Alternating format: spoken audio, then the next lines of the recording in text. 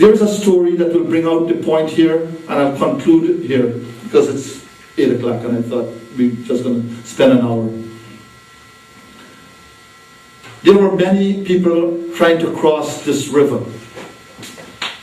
And in this boat, there was an intellectual, a scholar with his PhD. And the boat took off. And then he started to pose questions to the boatman. He says, my dear boatman, have you studied psychology? The boatman said, no, sir. He says, well, 25% of your life is wasted. And the boat continued to move. And everybody, they were looking at the two of them now. And after a little while, the intellectual posed another question to the boatman. Have you studied biology? The boatman said, no, sir. He says, well, 50% of your life is wasted. And they continue. And then after a little while, he posed the third question. He says, have you studied philosophy? He says, no, sir. He says, well, 75% of your life is wasted. And so the boat continued. And then there came a storm. And the boat started to rock. And the intellectual, he was very scared now. He didn't know what would happen. And then the boatman turned to him. And he said, my dear sir, have you studied swimology? He said, no, sir. He says, well, 100% of your life is gone. The fact is, my friends, scholarship will not do it. Spiritual knowledge will do it. Being aware of ourself, our atma, our soul, that will do it. That will take us back to God. What we're doing in this world is just trying to make a living and so forth. But we have to do a little more than that. We have to go back to where we have come from. And that is really becoming one with the Supreme. Like the wave in the ocean. Those waves are you and me. The ocean is God. We are part of that ocean. May the blessings of Almighty God always be with you.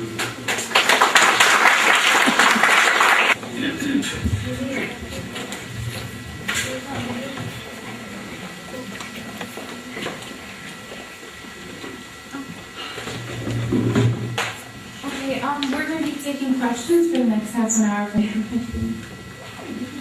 Any questions?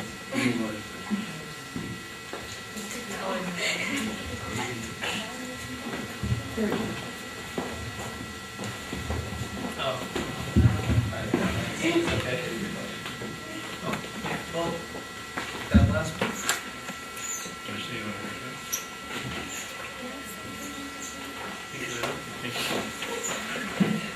I guess I'll pose a question.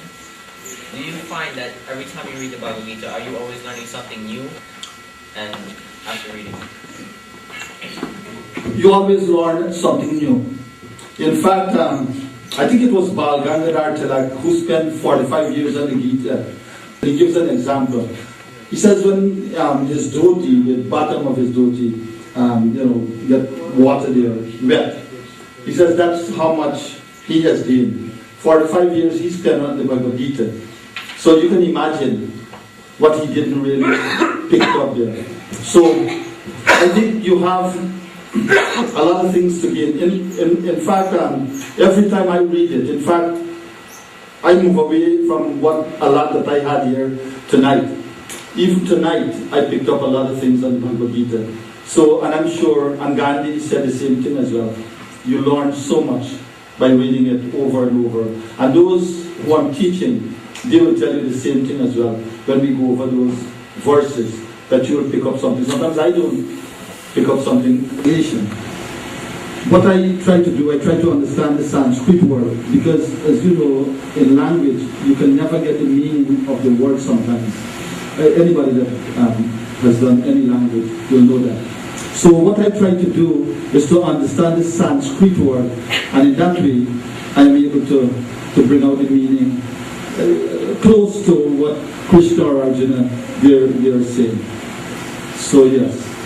So I didn't know it was possible to still learn how to speak Sanskrit. Well, Sanskrit, not many people can speak it, but they can understand it.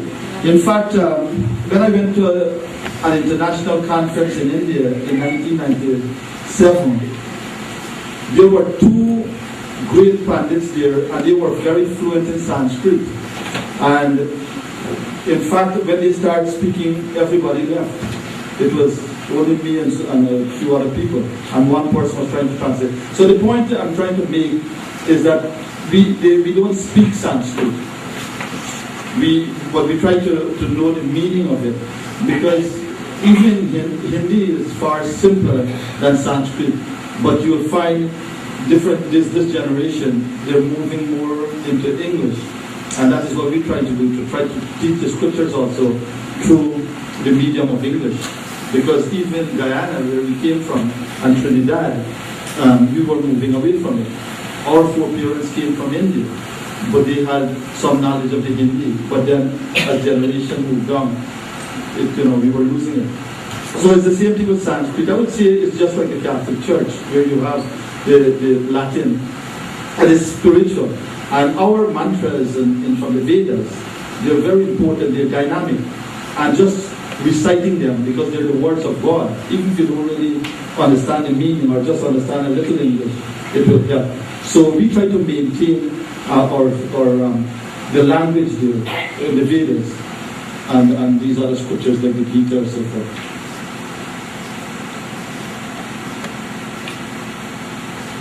Why is it that all these scholars like Waldo and Emerson, why is it that they moved to the Bhagavad Gita? Because they're very, very, very intelligent people and they're well established. Why is it that they moved? Because Hinduism preaches oneness of God. And I think that particular idea, that's why I like Hinduism so much. It is that one and so forth. But when you understand the concept of Hinduism, actually we came from that one God, that one substance. And here we are, people, plants, animals, having Atma, soul. And all will go back to that one. There can be no more monotheism or oneness of God than that. And all these writers, I believe that that's what happened, because when you look at their writing convey those particular messages as well. For instance, if you take Ralph Waldo Emerson, he said, if the red slayer think he slays, or the slain think he slain, they know not well the subtle ways I keep and pass and turn again. That's Bhagavad Gita, that's what he said. But then he ended that poem. He said, and when you find me, God, you will turn your back on heaven. That is the oneness of God. And all writers and thinkers, like Thomas Carlyle, I mentioned some of them, Einstein, all these great writers, they have, I believe, that particular point attracted them. The oneness of God. It was always there. It was continuous. It was infinite. So that's where we get the idea of God being infinite. Likewise, if that ball of energy goes out and the universe is created, it's not created. The ball of energy wasn't created, it projected itself. So we were created. Now, when you have science, they don't know why that ball of energy exploded or not.